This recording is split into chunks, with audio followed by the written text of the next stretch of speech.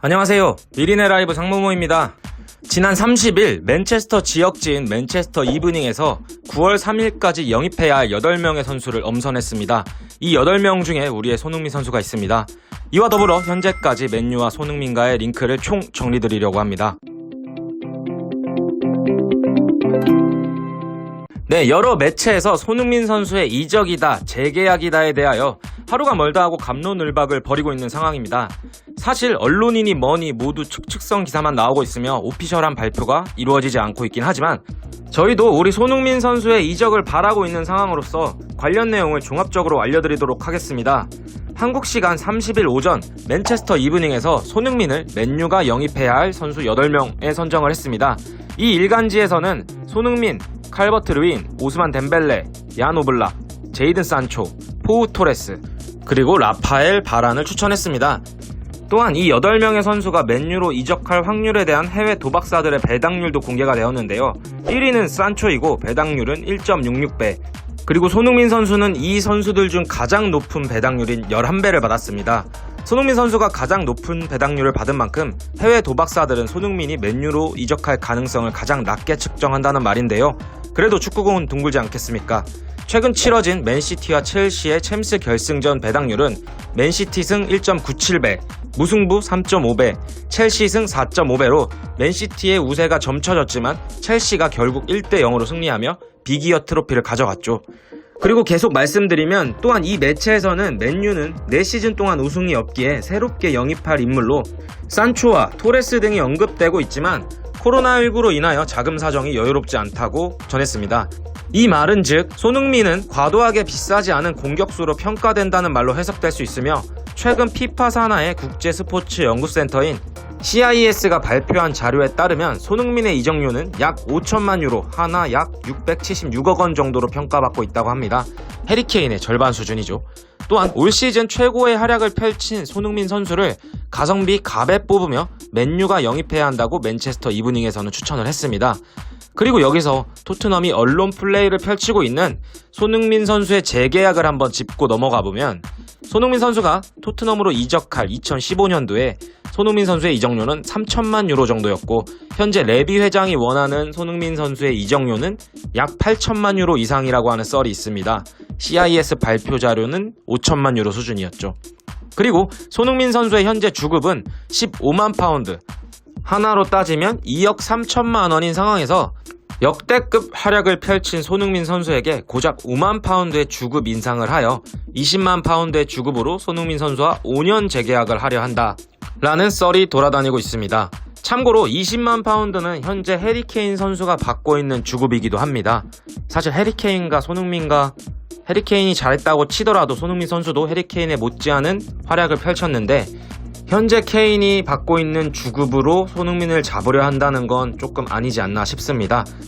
그리고 이번 시즌 자금난에 허덕이던 토트넘 구단이 S급 선수들을 정리하여 이적료를 통해 구단 빛을 탕감해야 할 것으로 예상된다는 말이 참 많았었는데요. 최근 미국 투자자들한테 4천억 원을 지원받기로 했다니 이 재계약설도 이제 어떻게 될지 지켜보시면 될 것 같습니다. 그리고 또한 포체티노의 토트넘 복귀설이 나오고 있는 상황이기도 합니다. 복합적으로 토트넘은 현재 진퇴양난에 빠져 있는 상황이고요. 이런 진퇴양난에 빠진 토트넘의 미래가 어떻게 될런지 관심있게 지켜볼 만한 대목이기도 합니다. 그리고 포체티노 감독에 대한 이야기를 조금 더 말씀드리면 레비 회장이 포체티노 감독에게 경질 실수를 인정하며 포체티노의 리턴에 접근했다라는 기사가 나온 지 며칠 되지 않아 지난 30일 글로벌 축구 매체인 골닷컴은 포체티노 감독이 레알과 토트넘의 관심을 받는 가운데 PSG에 떠나고 싶다라는 의사를 전달했다라고 보도를 했습니다. 포체티노가 토트넘에 돌아갈 경우도 손흥민 선수 머릿속에 선택지에 있을 것으로 예상됩니다. 하지만 손흥민 선수 꼭 잘 선택하셔서 이적을 결심하셨으면 좋을 것 같습니다. 또한 파리 생제르맹 입장에서는 지단 감독이 레알에서 사임을 한 상황이기 때문에 챔스의 마법사 지단과 물밑 작업이 이루어지고 있지 않을까 생각합니다.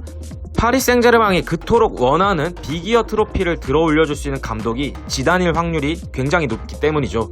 지단은 레알에서 챔스 3연패를 이루기도 했었고 또한 프랑스의 전설적인 미드필더로 남아있기도 합니다.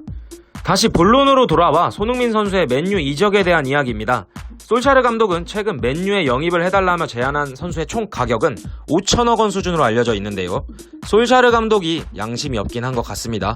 코로나 시국에 5천억 원이라는 거금을 들여 선수 영입을 해달라고 맨유 보드진에 요청을 했으니 말이죠. 5천억 원이면 유로로 약 4억 유로에 가까운 액수입니다.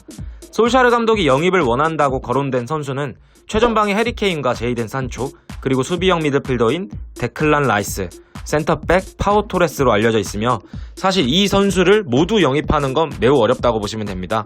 그리고 솔샤르 감독이 부임한 이래로 영입하고 쓰지 않은 비효율적인 운영이 좀 보였습니다. 반더비크처럼요. 아마도 맨유는 적당한 가격에 각 포지션을 대체할 수 있는 선수를 영입해야 할 것입니다. 이에 적당한 가격에 대한민국의 손흥민 선수가 거론되고 있기도 한 이유고요. 그리고 한국 시간 31일자 스페인의 피차에스라는 언론은 토트넘이 올해 최악의 시간을 보낸 맨유의 마르샬 영입을 꾀하고 있다고 전했습니다. 맨유 공격진의 이동이 예상되고 있는 시점에서 이는 손흥민의 맨유 행에 긍정적인 힘이 되지 않을까 생각합니다. 그리고 지난번 저희 미리네 라이브 영상에서 손흥민 선수가 맨유로 갈 수도 있다고 공유드렸던 3가지 영상이 있었습니다. 첫 번째는 영국 언론에서 케인과 제이든 산초 대신 손흥민 영입을 추천했다는 것입니다.